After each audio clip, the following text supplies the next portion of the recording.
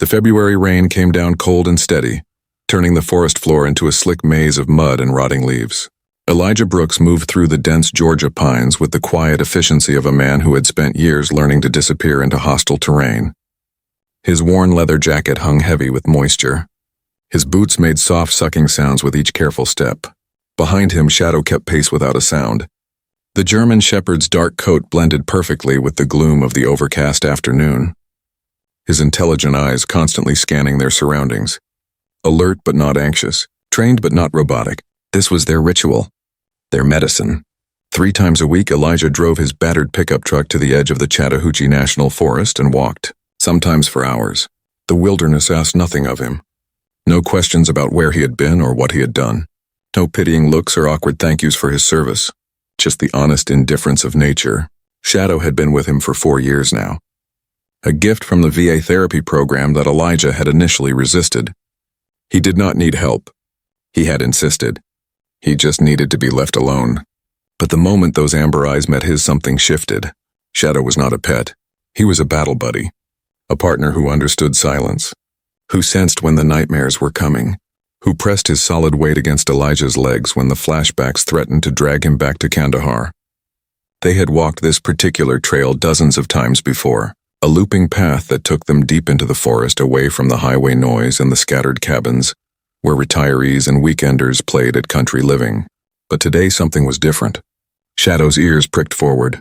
His pace quickened slightly. Not aggressive. Curious.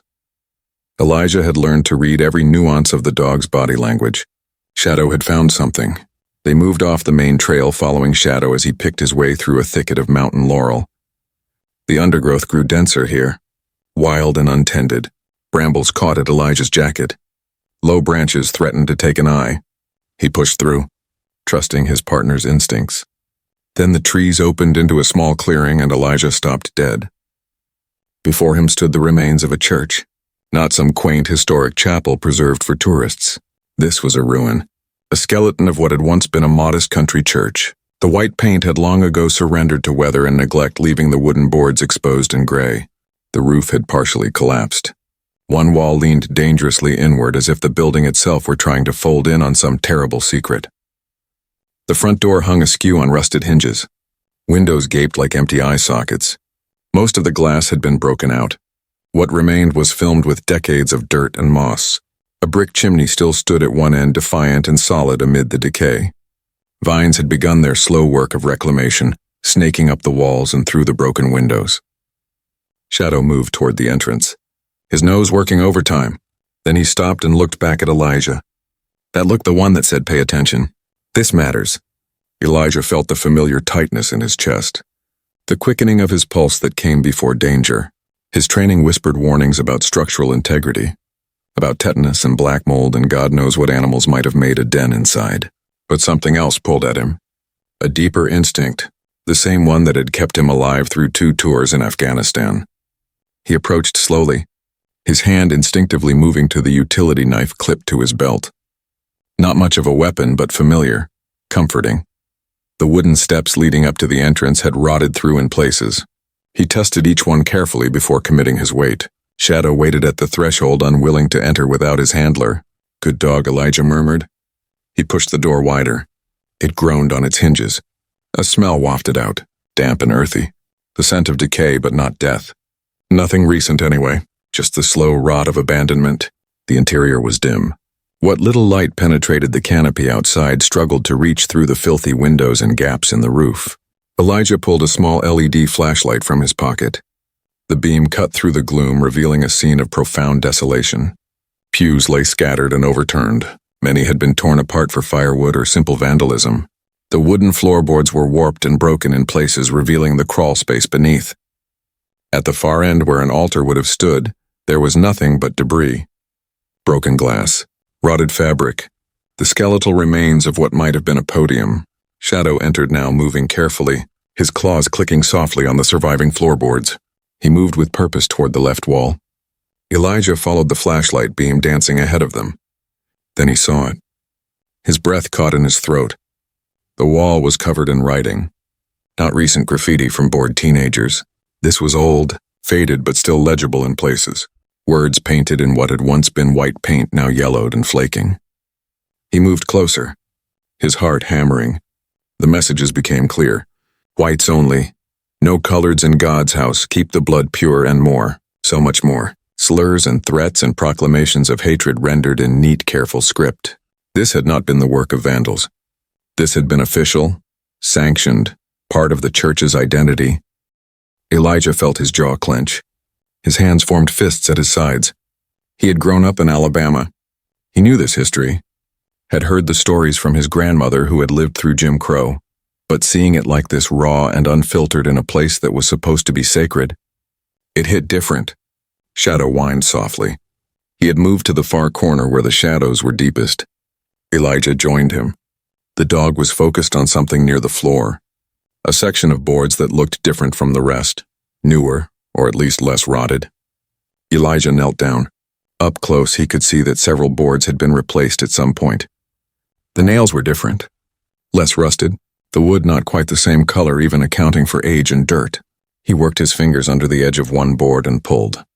It came up easily. Too easily. These had been designed to be removed. Beneath the boards was darkness. The crawl space. Elijah angled his flashlight down. The beam illuminated packed earth, support posts, and something else. Something that made his blood run cold. Bones. Human bones. Not a skeleton. Too many, too jumbled.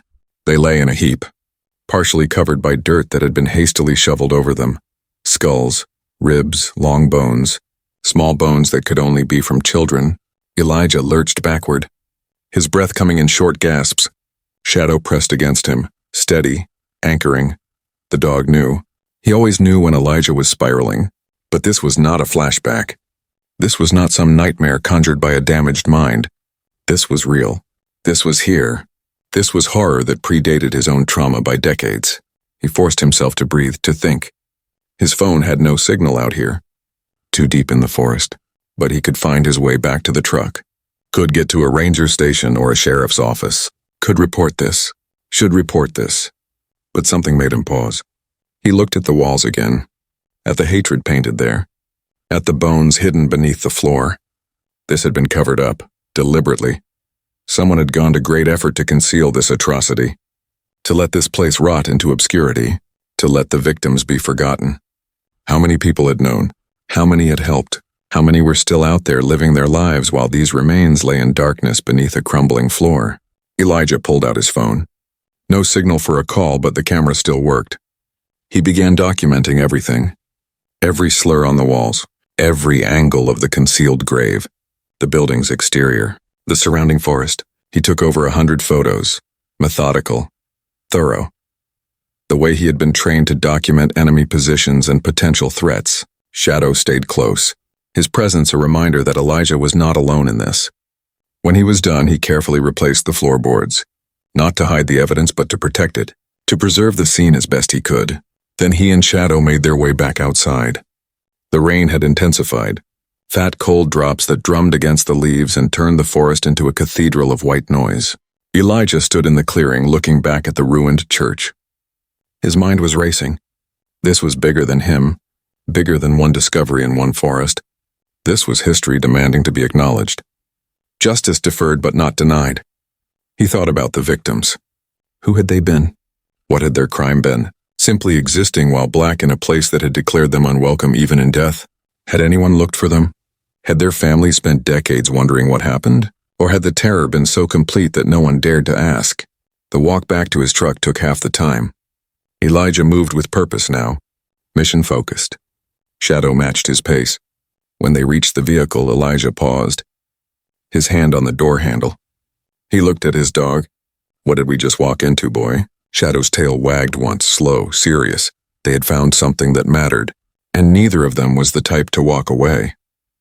Elijah climbed into the truck, started the engine. The clock on the dashboard read 4:17 p.m. He had maybe 90 minutes of daylight left, not enough time to reach the sheriff's office in town and get back out here before dark. He would have to wait until morning. The thought of leaving those remains for another night made his stomach turn, but he was not stupid. He was one black man in rural Georgia, about to make an accusation that would blow a hole in someone's carefully maintained silence. He needed to be smart about this. He needed witnesses, documentation. He needed to make sure that what he had found could not be buried again. He drove slowly back toward the main road, his mind already planning. He would call Vernon first, his old squad mate who had become a civil rights lawyer after getting out.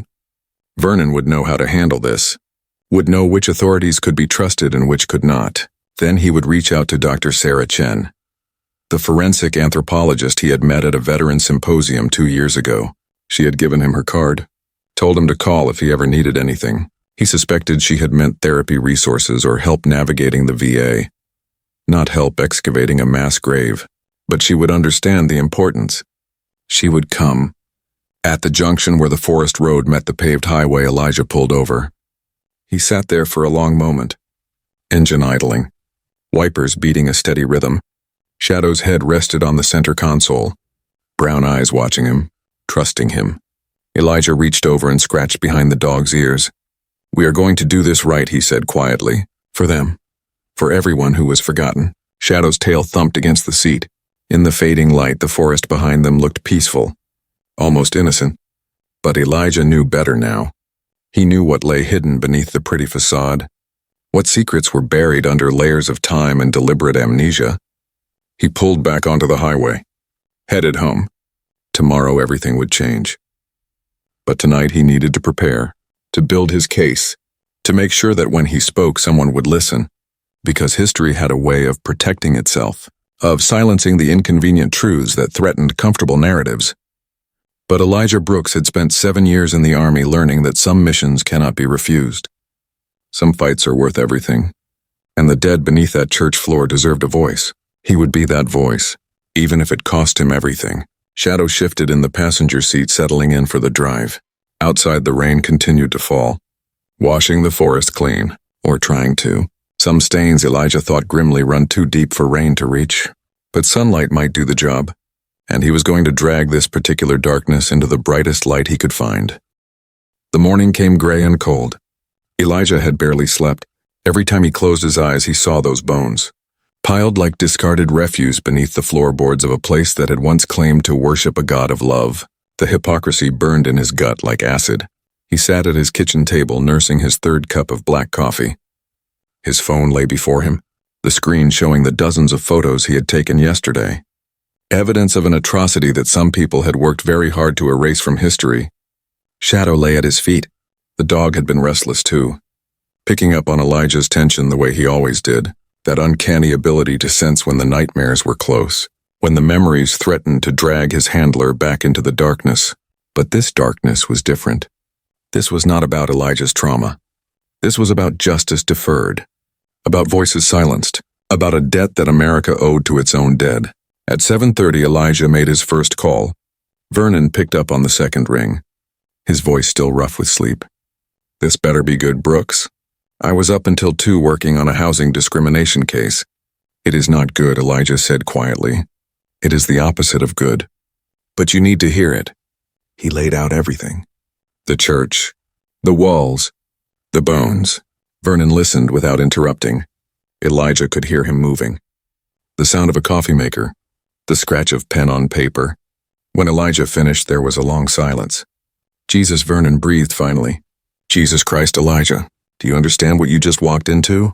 I understand that somebody tried to hide a massacre, and I am not letting them get away with it." Vernon's voice shifted, became sharper, more focused.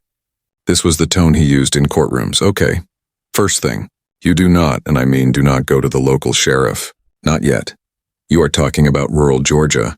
You are talking about something that probably happened in the 50s or 60s, maybe earlier. There are people still alive who might have been involved, or whose parents were involved, who have a vested interest in keeping this quiet. So what do? You document everything, which you already started. Good. Then you call the FBI. Civil rights violations do not have a statute of limitations. Neither does murder. There is a field office in Atlanta.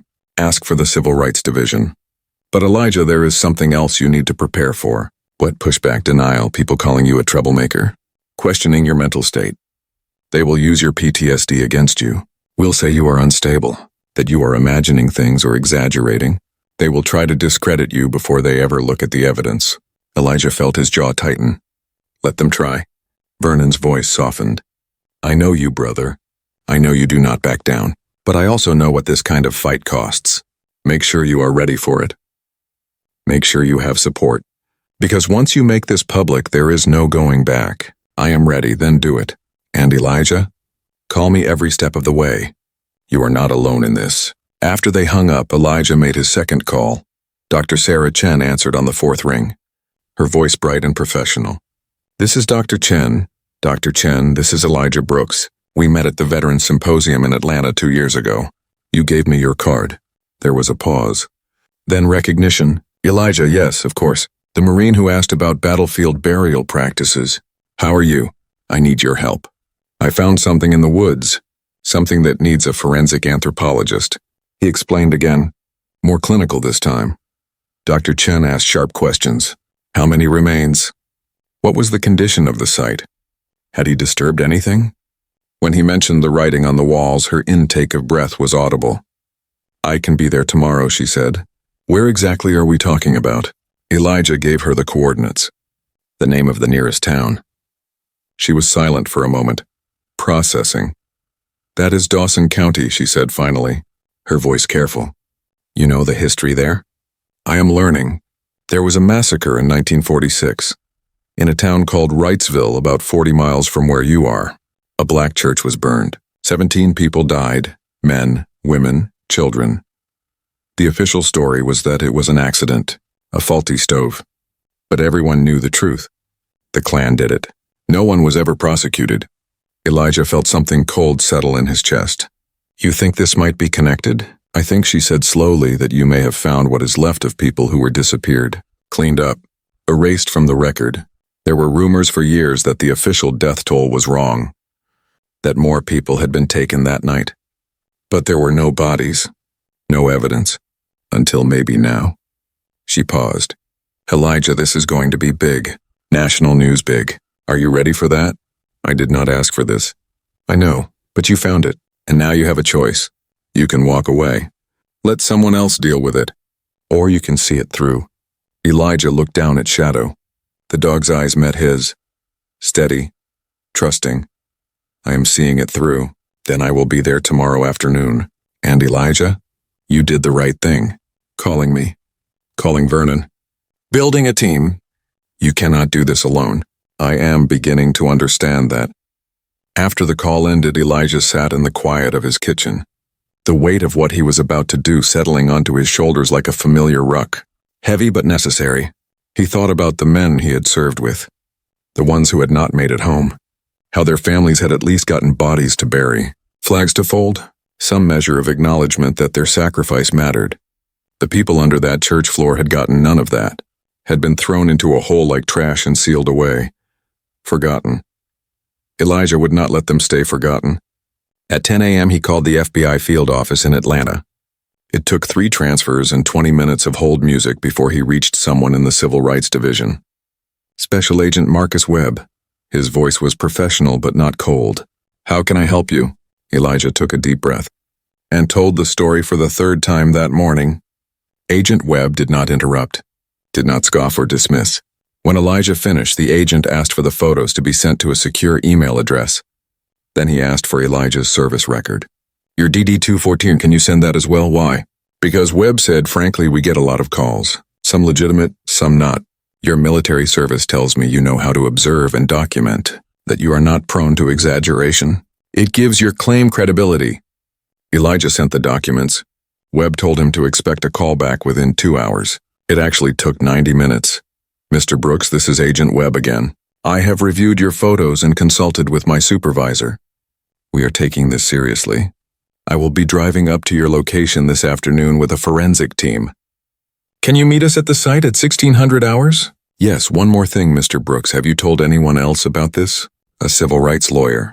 A forensic anthropologist. Both are coming tomorrow. Webb was quiet for a moment. Okay, that is fine. But please do not contact any media yet. We need to secure the site first. Make sure the evidence is preserved. Once we have done our initial assessment, we will coordinate a proper excavation. I understand. And Mr. Brooks, thank you for calling us. This matters. The rest of the day passed in a blur of preparation. Elijah drove back to the forest, this time in full daylight. He took more photos of the approach, landmarks that would help the FBI team find the location. He did not enter the church, did not disturb anything, just documented and waited. Shadow seemed to understand the gravity of the situation. He stayed close, alert but calm. At exactly 4 p.m., 2 black SUVs pulled up to the trailhead where Elijah had parked. 6 people emerged. Agent Webb was in his 40s, black, tall and lean with the bearing of someone who had seen too much but refused to look away. He shook Elijah's hand firmly. "Mr. Brooks, thank you for waiting. This is our team."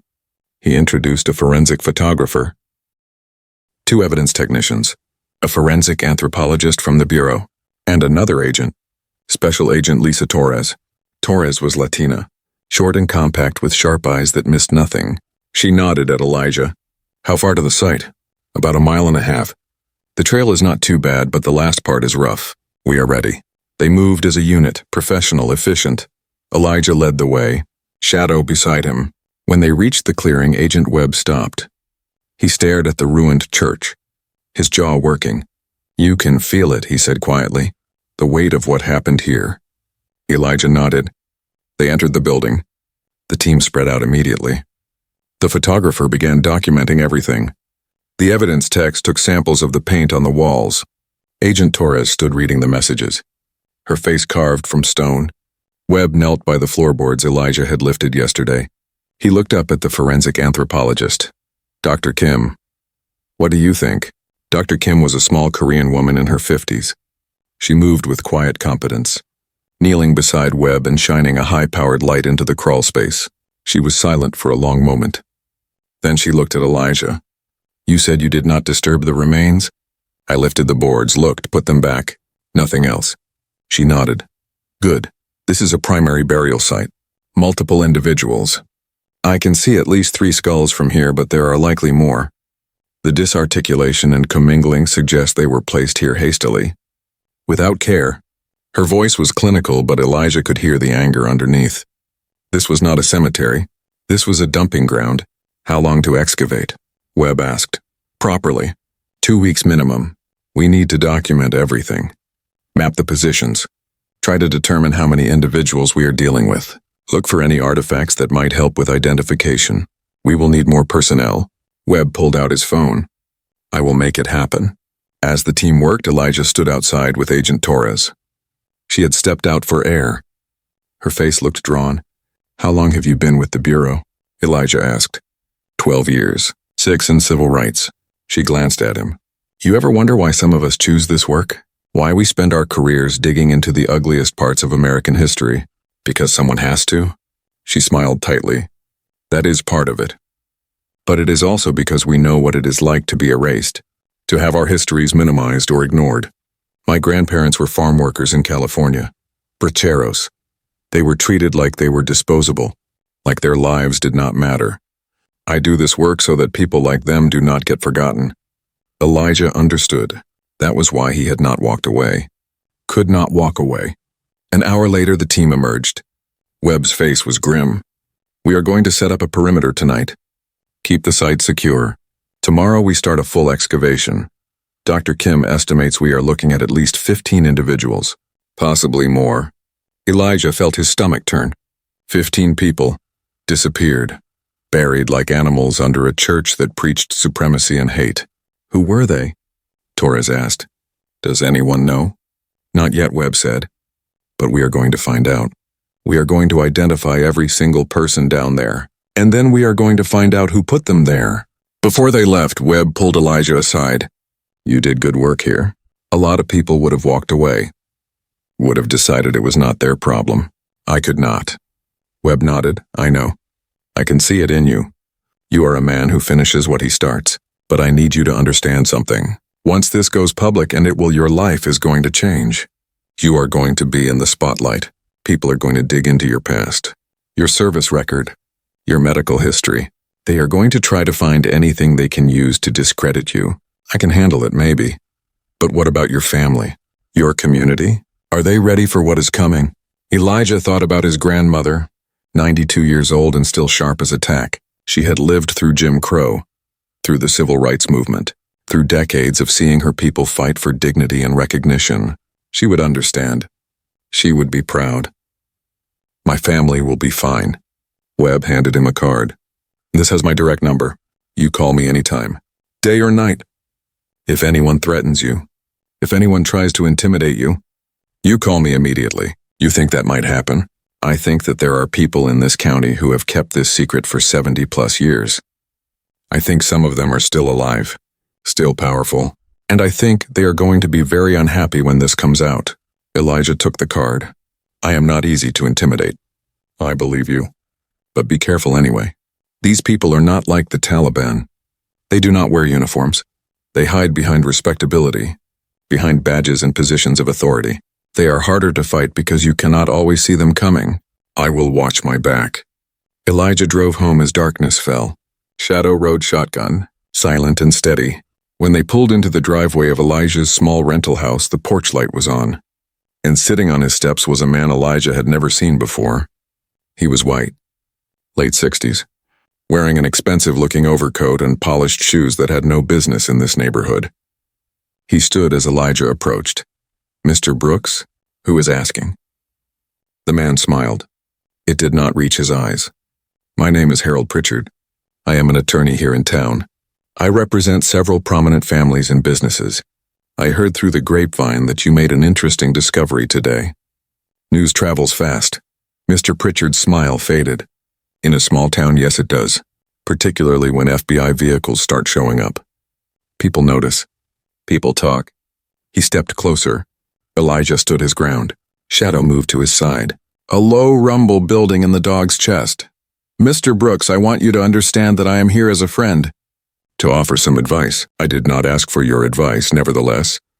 You have stumbled onto something that is very old, very painful. There are people in this community who have worked hard to move past the ugliness of that era, to build something better. Dragging up the past serves no one. It only reopens old wounds. Those wounds never closed, Elijah said coldly. They were just hidden. There are people under that church who deserve justice. Mr. Pritchard sighed. Justice. That is a complicated word, Mr. Brooks. The people who may have been responsible are mostly dead. The few who are still alive are in their 80s and 90s. What purpose does it serve to destroy what is left of their lives? Shadow's growl grew louder. Elijah put a hand on the dog's head. Easy, boy. He looked at Pritchard. Are you here to threaten me? Not at all. I am here to make an offer. A generous offer. Your service to our country is appreciated. Truly. And I understand that veterans often face financial difficulties, medical bills, housing insecurity. What if I told you that my clients are prepared to offer you a very substantial sum? Enough to secure your future, all in exchange for your discretion. You want to buy my silence. I prefer to think of it as compensating you for your trouble and sparing the community unnecessary pain. Elijah felt a cold fury building in his chest, the kind he had learned to control and combat, the kind that made him more dangerous, not less. Get off my property. Mr. Brooks, please be reasonable. Now. Pritchard raised his hands. Fine. I can see you need time to think this over. But consider this. You are one man, one voice, against families who have deep roots in this community, against people with resources and connections. You cannot win this fight. Elijah stepped forward, closing the distance. Shadow moved with him. I have fought in Kandahar and Helmand province. I have seen things that would give you nightmares for the rest of your life. And I am still standing. So you go back to your clients. You tell them I am not for sale. And you tell them that I am going to see this through, no matter what they try.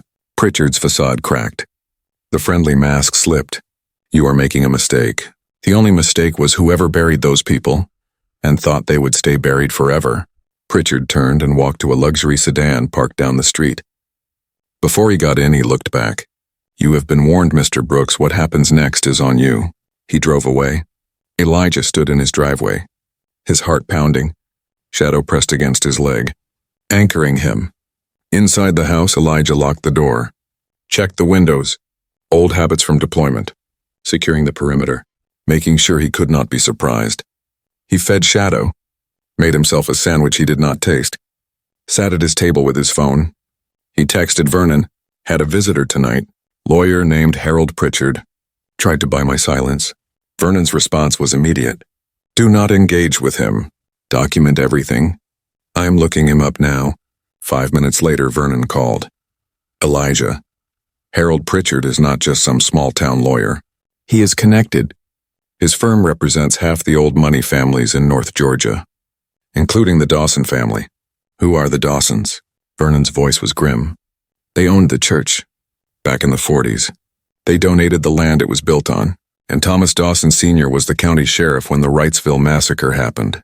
The pieces were coming together. A picture of power and complicity that stretched across decades. So they have a vested interest in keeping this quiet. That is putting it mildly. If this gets traced back to the Dawson family, their reputation is destroyed. Their business holdings could be affected. They could face lawsuits.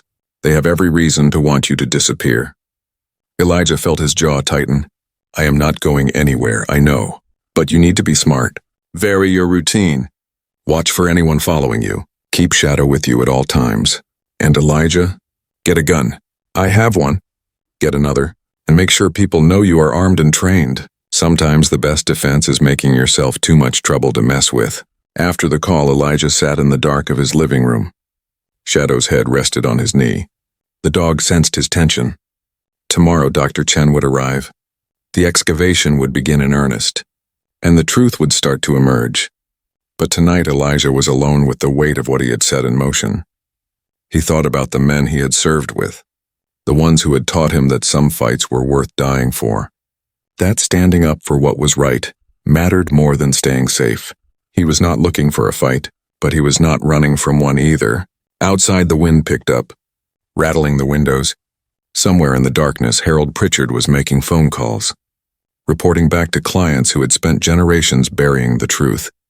But Elijah Brooks had learned something in 7 years of war. The truth was like bone. You could bury it deep. You could pile dirt and time and lies on top of it. But eventually it worked its way back to the surface. And when it did, there was hell to pay. Dr. Sarah Chen arrived at noon the next day, driving a rented SUV loaded with equipment.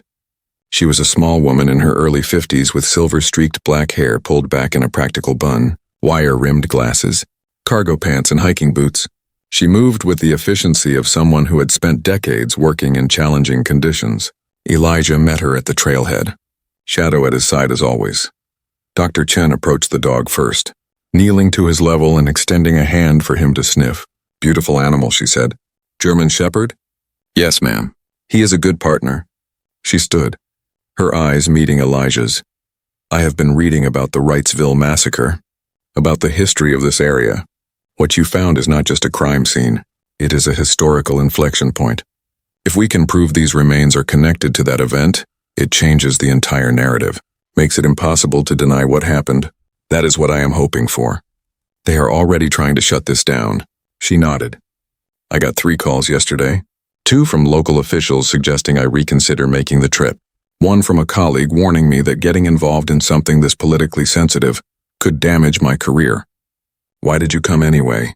Because she said simply, I do not do this work to make people comfortable. I do it to tell the truth. Even when the truth is ugly. They hiked to the church. The FBI had established a perimeter overnight. Yellow crime scene tape. 2 agents standing guard. The excavation equipment had been brought in. Generator-powered lights, sifting screens, photography equipment, a tent to protect the site from weather. Agent Webb was already there. He greeted Dr. Chen with obvious respect. Dr. Chen, thank you for coming. We have your field assistant arriving this afternoon, and we have clearance from the county coroner to proceed with the excavation, though he was not happy about it. I imagine not. She surveyed the site with a professional eye. Have you done ground-penetrating radar? We brought in a team at first light. The GPR shows disturbances consistent with a mass grave, but it also shows something else. What? Webb pulled out a tablet, showed her an image that looked like an X-ray of the ground beneath the church. There are 2 distinct layers. The bones you saw yesterday are the top layer, but underneath there is another cavity, possibly older, possibly containing additional remains. Dr. Chen's face went pale. 2 mass graves. In the same location. This church was used as a dumping ground more than once. The implications were staggering. This was not a single incident. Not one night of violence. This was systematic, repeated.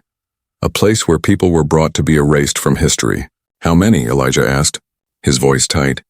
We will not know until we excavate, Webb said. But based on the GPR imagery, we could be looking at 30 to 40 individuals. Maybe more. The work began in earnest. Dr. Chen and her assistant, a young man named James, worked with meticulous care. Every bone fragment was photographed in place before being removed. Every item was catalogued, mapped. The process was agonizingly slow but necessary. Elijah stayed nearby. He had no official role, but no one asked him to leave. He was the one who had found this, who had refused to let it stay buried. He had earned the right to witness what came next. By late afternoon, a crowd had gathered beyond the crime scene tape. Locals who had heard the news. Some were curious, some supportive. Many were angry. A man in his 70s approached the tape, his face red with fury. This is a disgrace, he shouted. You people are tearing apart our history, defaming good Christian folks who built this community. Agent Torres moved to intercept him. Sir, you need to stay behind the tape. I have every right to be here. My grandfather helped build this church. Then maybe, Elijah said, stepping forward, your grandfather has some questions to answer. The old man's eyes fixed on Elijah, filled with venom. I heard about you. Some outsider coming in here stirring up trouble, trying to make us look bad. I did not make anyone do anything. I just found what was already here. You do not understand. You were not here. You do not know how things were back then. Things were different. Murder is murder, Elijah said coldly. In any era. The old man opened his mouth to respond, but Agent Webb stepped between them. Sir, this is a federal investigation. If you interfere, you will be arrested. Now step back. The man retreated, but his hatred hung in the air like smoke. More people arrived as the day wore on. A local news crew, then a crew from Atlanta. By evening, there were protesters on both sides. One group holding signs that read, "Justice for the forgotten and Black lives have always mattered." Another group with signs saying, "Leave our history alone and stop the witch hunt." Sheriff Clayton Mercer arrived just before sunset. He was a big man gone soft around the middle, late 50s with a drinker's complexion and small, mean eyes. He wore his uniform like armor, a shield against accountability. Agent Webb, he said, his voice dripping false courtesy. I need to speak with you about this operation. Webb did not look up from where he was consulting with Dr. Chen. What about it, Sheriff? This is county land. You should have coordinated with my office before setting up this circus. We did coordinate. We notified your office yesterday afternoon. Mercer's jaw tightened. I am talking about proper coordination. This is my jurisdiction. I should be in charge of this investigation. This is a federal civil rights case, Sheriff. It falls under FBI jurisdiction. You are welcome to observe, but we are running this operation. Mercer's gaze swept the site, landed on Elijah. And who is he? Why is a civilian inside the perimeter? That is Mr. Brooks. He is the one who discovered the site. Mercer walked over, his hand resting on his service weapon. A casual threat? Elijah Brooks. I have been hearing your name a lot lately. Sir, you are from Alabama originally. That is right. Been living here what? 6 months? 8 months? What brings a man like you to our little corner of Georgia? I needed a quiet place, quiet. Mercer smiled. No warmth in it. Funny thing about quiet, some folks appreciate it. Others seem determined to disturb it. I am not disturbing anything, Sheriff. I am uncovering what was already disturbed. That is a matter of perspective.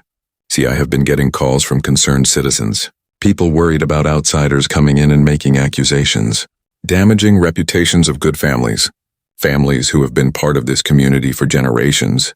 Elijah met his gaze, did not flinch. If those families have nothing to hide, they have nothing to worry about. Everyone has something to hide, Mr. Brooks.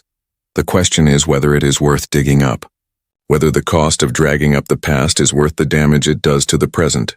Shadow sensed the tension, moved closer to Elijah, a low rumble in his chest. Mercer eyed the dog. That animal licensed? He is a service dog. He goes where I go. Mercer grunted. Just make sure you keep him under control. Would hate for there to be an incident. Agent Torres appeared at Elijah's shoulder. Sheriff, is there something else we can help you with? Or are you just here to intimidate witnesses? Mercer's face darkened. I do not appreciate your tone, Agent, and I do not appreciate you threatening a civilian under federal protection. Now, unless you have official business here, I suggest you leave. Let us professionals do our work." For a moment, Elijah thought Mercer might do something stupid. The sheriff's hand twitched toward his weapon. His face flushed with rage. But Webb was watching. So were the news cameras on the other side of the tape. Mercer was smart enough to know when he was outmatched. He turned and walked away, but not before giving Elijah a look that promised this was not over. That night, Elijah could not sleep. He lay in bed staring at the ceiling, shadow on the floor beside him, the dogs breathing a steady rhythm in the darkness. His phone buzzed. A text from an unknown number. "You are making powerful people very angry. Accidents happen to people who do not know when to stop." He deleted it. 5 minutes later, another text. "Different number. We know where you live. We know your routines. You cannot hide." He turned off his phone, got up and checked the locks again, looked out the windows into the dark street. A car was parked 3 houses down. Had not been there when he went to bed. Engine off, but he could see the glow of a cigarette in the driver's seat. Someone watching, someone waiting. Elijah did not call the police. Did not call Agent Webb, he simply noted it, added it to the growing list of pressure tactics meant to make him fold. They did not understand who they were dealing with. He had survived ambushes in the Hindu Kush, had walked point through villages where every doorway might hide an IED, had learned to function on 2 hours of sleep while maintaining constant vigilance. These small-town intimidation tactics were nothing, but he was worried about the people around him. About Dr. Chen and her assistant working at the site. About Vernon, who was now fielding death threats at his law office. About the witnesses who might come forward if they felt safe. These people were not safe, not as long as powerful families felt threatened. The next morning brought rain, cold and steady, the kind that turned the forest floor to mud and made the excavation miserable. But the work continued. Dr. Chen and James worked under a tent, carefully removing layers of earth and bone. By midday, they had fully exposed the first burial layer, 17 individuals, men, women, and children, some still wearing remnants of clothing. Dr. Chen examined a small skull, her face tight with controlled emotion. "Child," she said quietly, "maybe 7 or 8 years old." She pointed to damage on the bone. "Blunt force trauma. This was not disease or accident. This was murder." Agent Webb documented everything. His face carved from stone. "Can you determine time of death?"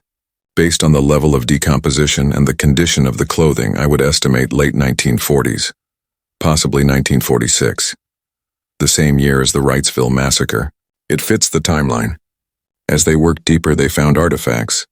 A pocket watch, corroded but with an inscription still visible, a woman's ring, fragments of a Bible. Each item a small piece of a life stolen. Elijah helped where he could. Moving equipment. Holding lights. Mostly he bore witness. Remembered faces for people who had been forgotten. Late in the afternoon, Dr. Chen called everyone over. She had exposed a section of the lower burial layer, the older one, and what she found made even the seasoned FBI agents go quiet. These remains were older, the bones more degraded, but the arrangement told a story that was clear even to a non-expert. They had been bound, wrists tied behind backs, executed. Who were they? Webb asked. Dr. Chen shook her head. Without more context, it is hard to say, but based on the artifacts we are finding, the buttons, the fabric fragments, I would estimate this layer dates to the 1920s or early 1930s. This church has been a killing ground for decades. The excavation site had grown into something much larger. More FBI personnel arrived, forensic experts from the Smithsonian, a team of historians from Emory University. The story was too big to contain now. National news picked it up. CNN ran a segment. The New York Times sent a reporter. Elijah found himself thrust into the spotlight. Reporters wanting interviews. His photo on the front page of the Atlanta Journal-Constitution. The headline read, "Veteran uncovers mass graves linked to racial terror." He declined most interview requests. Gave brief statements through Vernon, who had taken on the role of unofficial spokesperson. But he could not escape the attention entirely. One reporter caught him outside his house. Amanda Cross from the Washington Post. She was black, early 40s. Sharp eyes that had seen enough of the world to know when someone was telling the truth. "Mr. Brooks, can I have 5 minutes?" He was loading Shadow into his truck, ready to head to the site. "I do not have anything to say that I have not already said. I am not looking for a soundbite. I am looking for context. This story is not just about what you found. It is about why it stayed hidden for so long, and what happens now that it is not hidden anymore. He paused, looked at her. You want to ride along? She blinked, surprised. To the site. You will see more than I can tell you. She got in the truck. Shadow eyed her from the back seat. Decided she was acceptable. Laid his head down. As they drove, Amanda asked questions. Not aggressive. Just curious. What made you decide to investigate when you saw the church? I did not decide anything. Shadow found something. I followed him. And when you saw what was inside, I knew I could not walk away. Even though you knew it would bring trouble? Especially because I knew it would bring trouble. Trouble means someone is scared, and people do not get scared unless there is something real to hide. She scribbled notes. What do you want to happen now? Now that this is out in the open? Justice, Elijah said simply. Real justice. Not the kind where we say nice words and nothing changes. I want names. I want accountability. I want every single person who was buried in that place to be identified and honored. And I want the people who put them there to be remembered too, for what they really were. You realize some of those people are still alive, still powerful. They will fight you. They already are. But here's the thing about people like that. They are used to winning, used to getting their way. They have never had to face someone who has nothing left to lose. She looked at him. Is that what you are? Someone with nothing to lose? I have been to war. I have seen friends die. I have come home to a country that does not know what to do with veterans like me. I live alone in a rental house with my dog and my ghosts. So yeah, I do not have much left to lose. But those people under that church, they lost everything. Their lives, their names, their place in history. I can give them that back. And no one is going to stop me. When they arrived at the site, Amanda stayed beyond the tape. But she watched everything, took photos, interviewed the protesters on both sides. That evening, her article went live online. It was not a typical news piece. It was a deep dive into the history of racial violence in Georgia, the systematic cover-ups, the families who had profited from terror, and at the center was Elijah, described not as a hero but as a witness, someone who had simply refused to look away. The article went viral, shared hundreds of thousands of times, and with it came more pressure, more threats, but also more support. Civil rights organizations reached out, offered legal help, security, resources. A GoFundMe was started by someone Elijah had never met to support his living expenses while he pursued justice. It raised $40,000 in 2 days. Old veterans groups rallied. Marines from his old unit reached out, offered to come to Georgia, to stand with him. He told them to stay home. But their support mattered, reminded him he was not as alone as he felt. The excavation took 2 full weeks. Layer by layer, Dr. Chen and her team exposed the horror that had been hidden beneath that church. The final count was 38 individuals, spanning 7 decades, from the 1920s through the 1960s. DNA samples were taken, sent to labs across the country. The painstaking work of identification began. Some of the remains matched missing persons reports that had been filed decades ago and ignored. Others were connected to families through genetic genealogy. Slowly names emerged. Marcus Johnson, age 34, disappeared 1948 after trying to register to vote. Sarah Williams, age 16, vanished 1952 after her family refused to sell their land to a white developer. Robert and Ellen Hayes, ages 7 and 5, taken in 1946, the same night as the Wrightsville Massacre. Each name was a story, a life cut short, a family that had spent generations wondering, not knowing, believing the worst but unable to prove it, until now. Elijah attended every identification announcement, stood in the back of the press conferences as FBI agents read the names, watched families collapse in grief and relief. The knowing was almost worse than the not knowing. But at least it was truth. As the identifications continued, another story emerged. A pattern. Every single victim had been involved in some act of resistance. Trying to vote, refusing to sell land, speaking up against injustice, teaching their children to read, small acts of defiance that the white power structure of the time had deemed punishable by death. And the perpetrators? The pattern there was clear too. Members of the Klan, yes, but also sheriff's deputies, town council members, business owners, pillars of the community, people whose families still held power in the county. Harold Pritchard's name appeared in old documents. His father had been one of the church elders, had signed off on the purchase of the land, had been present the night of several disappearances. Sheriff Mercer's grandfather had been a deputy in the 40s, had been investigated but never charged in connection with the Wrightsville massacre. The Dawson family owned the land, had donated it to the church, had profited from property seized from black families who disappeared. The web of complicity was vast, undeniable, and now it was public record. The FBI announced indictments, not murder charges. The statute of limitations and the death of most perpetrators made that impossible. But civil rights violations? Conspiracy to deprive citizens of their rights. Fraud related to property seizures. 3 men in their 80s and 90s were arrested. Perp walked in front of news cameras. Harold Pritchard was not charged, but his law firm collapsed. Clients fled. His reputation destroyed. Sheriff Mercer resigned under pressure. An investigation into his department revealed a pattern of racial bias stretching back decades. The county government was forced to create a Truth and Reconciliation Commission to investigate not just these murders but the entire system that had enabled them. But there was still one more revelation to come. One final secret that would change everything Elijah thought he knew about why he had been led to that church. It came on a cold evening 3 weeks after the excavation ended. Dr. Chen called him, asked him to come to her hotel. She had something to show him. He arrived to find her sitting at a table covered in documents, her face drawn with exhaustion and something else. Wonder.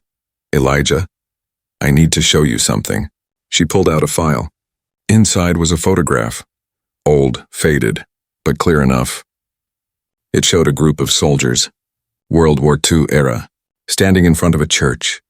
The same church. He looked closer, and his breath stopped. Third from the left, a young black soldier, barely 20, with Elijah's eyes, Elijah's cheekbones, Elijah's smile. Who is this? Your great uncle, James Brooks. He served in the 761st Tank Battalion, came home from the war in 1945, moved to Georgia to teach at a colored school. He disappeared in November 1946. His family searched for decades. Never found him. How do you know this? DNA. We ran all the remains through genealogical databases, looking for living relatives.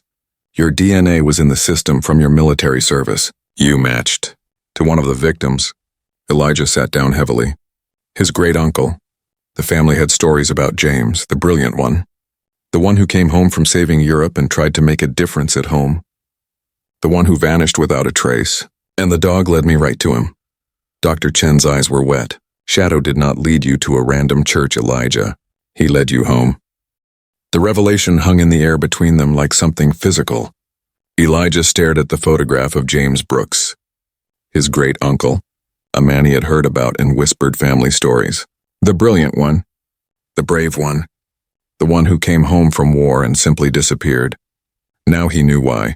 James had come home and refused to accept things as they were, had opened a school for black children in a county that wanted them ignorant, had registered voters, had organized, had dared to believe that the democracy he fought for overseas should exist at home too, and for that he had been murdered. Thrown into a hole beneath a church that preached love while practicing hate, sealed away, forgotten, except he had not been forgotten, not entirely. Somewhere in the bones and blood and memory of the Brooks family the loss had echoed down through generations, had shaped them in ways they could not name. And now 60 years later another Brooks had been led to this place, had refused to walk away, had torn open the grave and demanded the truth. Dr. Chen watched him process it, her expression gentle. I am sorry, Elijah. I know this is a lot. He shook his head. Don't apologize. You gave him back to us. You gave us the truth. That matters more than anything. There is more.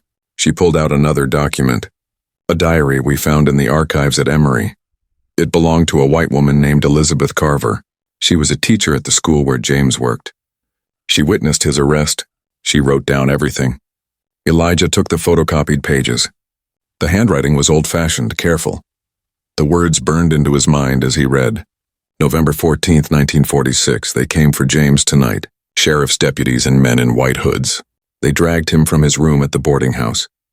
He did not fight, did not give them an excuse. He went with dignity. I followed at a distance, saw them take him to the old church on Dawson land. I heard shots, screaming, then silence. I wanted to go to the authorities, but there were no authorities. The men in hoods were the authorities. I'm writing this down so someone will know, so the truth does not die with me. James Brooks was a good man, a hero, and they murdered him for daring to believe he deserved equality. The entry ended there. Elizabeth Carver had left Georgia a week later, had never come back. But she had kept the diary, had donated it to the university before she died in 1998, had made sure someone would eventually know. Did anyone follow up on this? Elijah asked. Dr. Chen shook her head. By the time the diary was processed and cataloged, it was just one more story among thousands, another documented atrocity with no bodies, no evidence, nothing to investigate, until you found the evidence. Until Shadow found the evidence. They sat in silence for a moment. Shadow lay at Elijah's feet, the dog's presence a steady anchor in a tilting world. Finally, Elijah spoke. I need to call my grandmother. She is the last one left who remembers James, who searched for him. She deserves to know. Dr. Chen nodded. And then we need to plan the burial. All 38 victims, they deserve a proper funeral. A place where their families can mourn, where their names will be remembered. The funeral was held 6 weeks later. It took that long to coordinate, to notify all the families, to prepare the site, to build the memorial. The church ruins had been demolished. In their place, a memorial garden was created. 38 granite markers, each bearing a name, a date of birth, a date of death, and a single word, remembered. The service was held on a Saturday morning in late spring. The weather was perfect. Warm sun, clear sky, as if the universe itself was acknowledging that something long broken was finally being made right. Hundreds of people came, descendants of the victims, civil rights activists, veterans groups, members of Congress, the governor of Georgia, media from around the world. But for Elijah it was personal.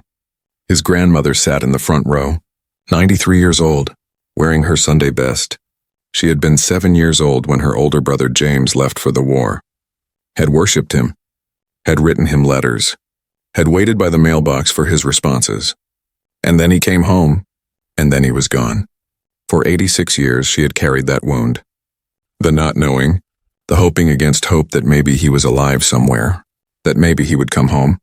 Now she knew, and while the truth was terrible, it was also a kind of release. Vernon stood beside Elijah. He had worked tirelessly on the legal case, had filed wrongful death suits on behalf of the families, had demanded accountability from institutions that had enabled the murders. The lawsuits would take years, but they would succeed. The evidence was too strong. The documentation too thorough. Dr. Chen was there with James, her assistant. They had spent months on this case, had given these victims their identities back, had treated their remains with dignity and care. Agent Webb and Agent Torres represented the FBI. They had pursued every lead, had built cases that would reshape how the Bureau handled cold civil rights cases. Even Amanda Cross attended. Her series of articles on the case had won awards. But more importantly, they had changed the conversation, had forced America to confront a history it preferred to ignore. The service began with hymns, old spirituals that the victims might have sung, songs of struggle and hope and defiance. A local pastor spoke, a black man in his 70s who had grown up hearing whispered stories about people who disappeared, who never imagined those stories would be confirmed, would be honored. Then family members came forward, one by one, to speak about the people who had been stolen from them. Marcus Johnson's granddaughter read a letter he had written to his wife before he disappeared, describing his determination to vote, to claim his rights as a citizen. Sarah Williams's niece talked about a 16-year-old girl who loved to read, who dreamed of becoming a teacher, who was killed for refusing to let her family be cheated out of their land. The Hayes children's surviving sibling, now in his 80s, spoke about playing with his brother and sister the day before they were taken, how he had waited his whole life to know what happened to them.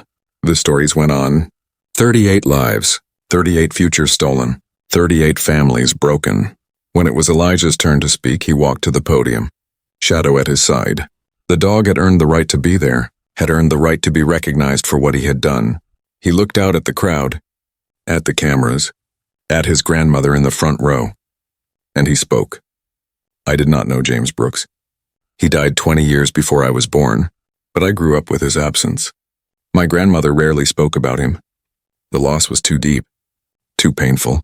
But sometimes late at night she would tell stories about her big brother who went to war, who came home changed, who believed that fighting fascism overseas meant fighting it at home too. He stopped, cleared his throat, found his voice again. James Brooks was murdered for believing in America, for believing that the Constitution meant what it said, that all men are created equal, that citizens have rights. He was murdered by people who called themselves patriots while betraying everything this country is supposed to stand for. And he was not alone. 37 other people, men, women, children, were killed and hidden away, erased from history by people who thought they had the power to decide whose lives mattered, whose stories would be told. The crowd was silent, every eye on him. But they were wrong, because truth is like bone. You can bury it deep. You can pile lies and time and forgetfulness on top of it, but eventually it works its way back to the surface, and when it does, there is a reckoning. He looked down at Shadow. This dog led me to that church. I do not know if you believe in fate or providence or just coincidence, but I believe that Shadow knew. Somehow he knew those people were there, knew they were forgotten, and he made sure I found them. Because that is what we do. We look out for each other. We do not leave people behind, not in war, not in peace, not in life, and not in death. His voice grew stronger. To the families here today, I am sorry for your loss. I am sorry it took so long for the truth to come out. But I promise you this, these names will not be forgotten again. This place will stand as a reminder, and the people who did this will be remembered too, not as pillars of the community but as what they really were. Murderers, cowards, traitors to everything America claims to believe in. He stepped back. The crowd rose in applause. Not polite applause, thunderous, a release of decades of grief and rage and vindication. After the speeches came the burial. The remains had been placed in coffins, simple but dignified, each draped with an American flag for those who had served, with flowers for those who had not. They were interred in a new cemetery on land, donated by a coalition of civil rights groups. A place of honor, a place where families could visit, could mourn, could remember. As the coffins were lowered into the ground, Elijah stood beside his grandmother. She leaned on him, her body small and frail but her spirit unbroken. When James's coffin was lowered, she whispered, "Thank you. Thank you for bringing him home." Elijah put his arm around her. Shadow pressed against both of them, a living connection between past and present. After the burial, there was a reception. Food and fellowship, stories shared, connections made between families who had lost people to the same evil. Elijah found himself approached by dozens of people, thanking him, sharing their own stories of loss and injustice, of relatives who disappeared, of graves that were never found. He listened to all of them, took their contact information, promised to pass it along to the FBI because this was not the end. This was just the beginning.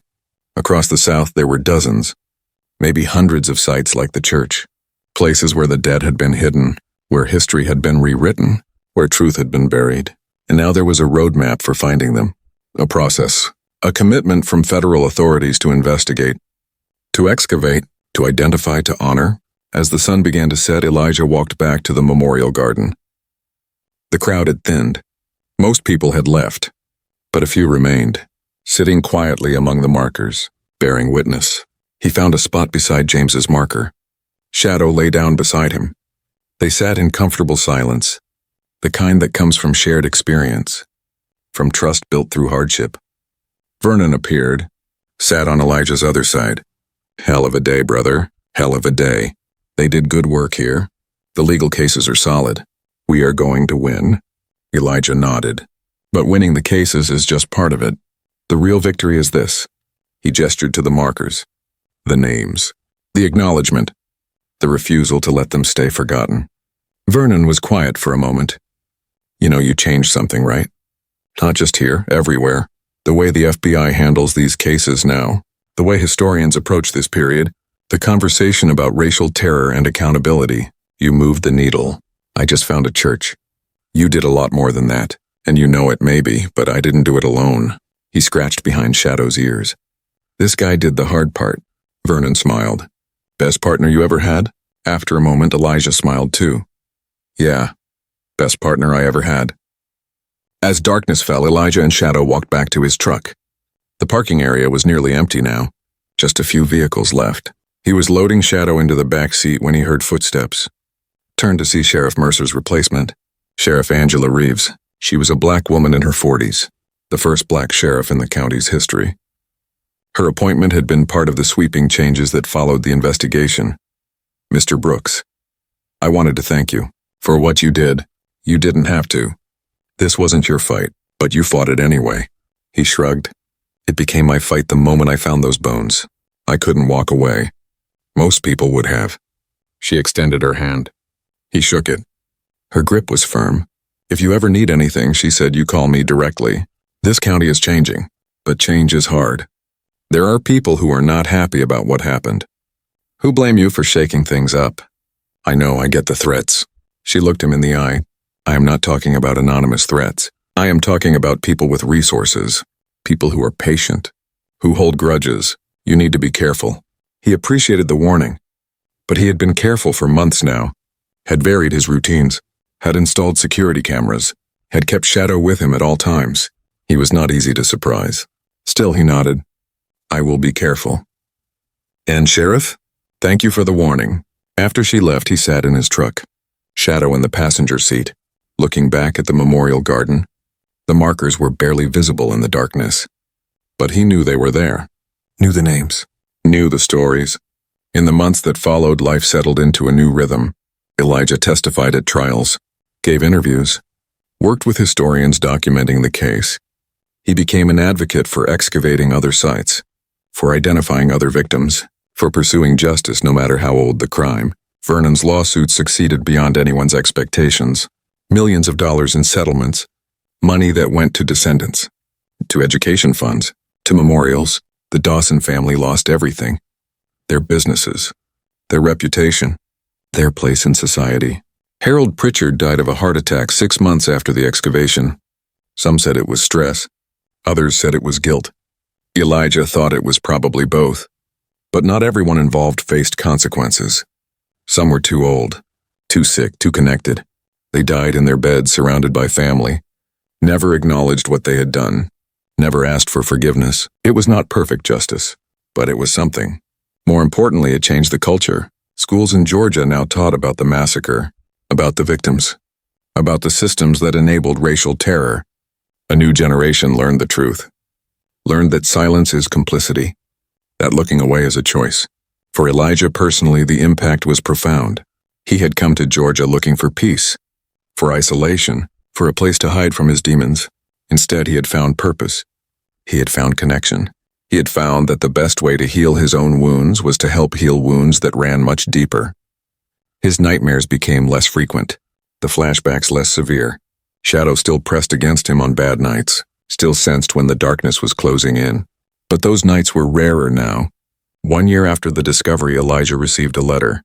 It was from Elizabeth Carver's granddaughter, the woman whose diary had documented James Brooks's murder.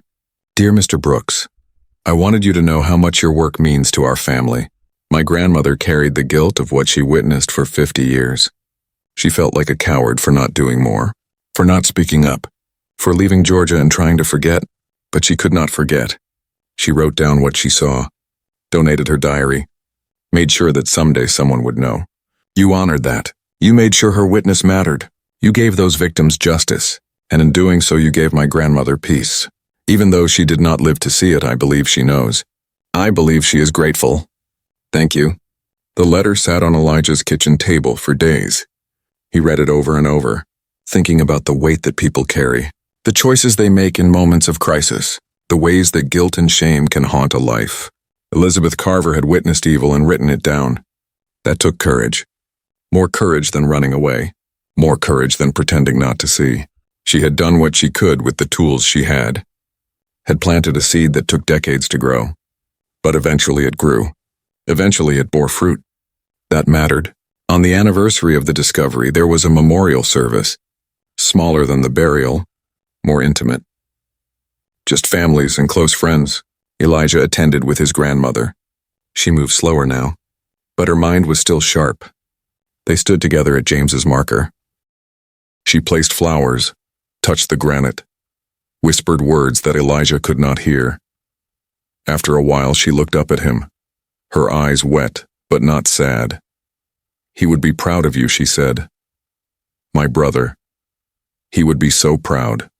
I hope so. I know so. You did what he tried to do. You stood up. You refused to accept injustice. You made them see us. Made them acknowledge what they did. That is all he ever wanted.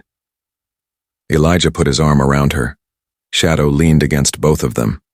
In the distance, thunder rumbled, a spring storm moving in, but the sky above them was still clear, still bright. As they walked back to the car, his grandmother spoke again, her voice stronger now. You know what the hardest part was? All those years of not knowing? It was not the grief. Grief you can process, you can mourn and heal. It was the uncertainty, the hoping, the wondering if maybe he was alive somewhere, if maybe someday he would come home. She stopped, looked back at the memorial. But now I know, and knowing is better. Even though it hurts, even though the truth is terrible, knowing is better. Because now I can let him rest. Now I can rest. They drove home in comfortable silence. The storm broke just as they pulled into her driveway, rain drumming on the roof, lightning splitting the sky. Elijah walked her to her door, made sure she was settled, promised to visit again soon. As he turned to leave, she caught his hand. One more thing, she said. That dog of yours, Shadow. Yes, ma'am. He found James. He led you to him. That was not random. That was not coincidence. I do not know much about these things, but I know that some connections go deeper than we can understand. Some debts get paid across generations. Maybe Shadow knew. Maybe some part of him remembered. Or maybe he just sensed that you needed to find what was hidden, that we all needed it. She squeezed his hand. Take care of that dog. He is special. I will. I promise. That night, Elijah sat on his porch. The storm had passed. The air was clean and cool, smelling of rain and earth. Shadow lay at his feet, peaceful, content. Elijah thought about the year that had passed, about the horror he had uncovered, the justice he had helped deliver, the lives he had changed, including his own. He thought about James Brooks, about 37 other victims, about the families who finally had answers, about the truth that had been buried and was now carved in granite. And he thought about Shadow, about the moment the dog had started acting strange in the cabin, the scratching, the whining, the desperate need to be followed. Had Shadow known? Had some instinct, some sense beyond human understanding told him that something important was hidden in those woods? Or was it simpler than that? Was it just that Shadow was a dog trained to find things, to alert to danger, to protect his handler from threats both physical and psychological? Maybe it did not matter. Maybe the why was less important than the what. What happened was that a veteran and his dog had found something terrible, and instead of walking away, they had stayed, had fought, had made sure that the dead were honored and the living were held accountable. That was enough, more than enough. Elijah looked down at Shadow. The dog's eyes were closed, his breathing slow and steady. At peace. Good boy, he said softly. Good boy. Shadow's tail wagged once, twice, then stilled. In the distance, an owl called, the sound lonely but not sad. Just part of the night, part of the world continuing. Elijah thought about tomorrow, about the meetings he had scheduled, about the other families who had contacted him, about the other sites that might hold secrets. There was more work to do, more truth to uncover, more justice to pursue. But tonight he could rest. Tonight he could sit with his dog and his memories and the knowledge that he had done something that mattered. He had given voice to the silenced. He had brought the forgotten back into the light. He had made sure that evil could not hide forever behind the comfortable lies of respectable people. And in doing so, he had found his own path forward, had discovered that the best way to heal from war was not to hide from the world but to fight for justice within it. The stars came out, bright and clear in the washed sky. Elijah sat and watched them.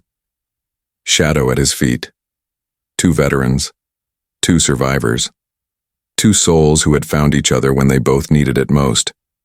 And somewhere in the darkness beneath the earth, 38 people rested easier. Their names remembered, their stories told, their deaths acknowledged, their lives honored. Justice had come. Late, but not never. Imperfect, but real. And that Elijah thought was worth everything he had been through. Every threat. Every sleepless night. Every moment of doubt. Because some fights are not about winning. They are about refusing to surrender. About standing up even when it costs everything. About being the voice for those who can no longer speak. James Brooks had tried to be that voice, and had been silenced. But his great-nephew had taken up the fight, had finished what James started, and in doing so had proved that truth cannot stay buried forever. That justice deferred is not justice denied. That the arc of history bends toward justice, but only if good people are willing to bend it. Elijah reached down and scratched behind Shadow's ears. The dog leaned into his touch. Trusting. Loyal. Constant. "Thank you," he whispered, "for leading me there, for not letting me walk away. Thank you for being my partner." Shadow's tail wagged. In the darkness, in the peace, 2 warriors rested, their mission complete, their duty fulfilled.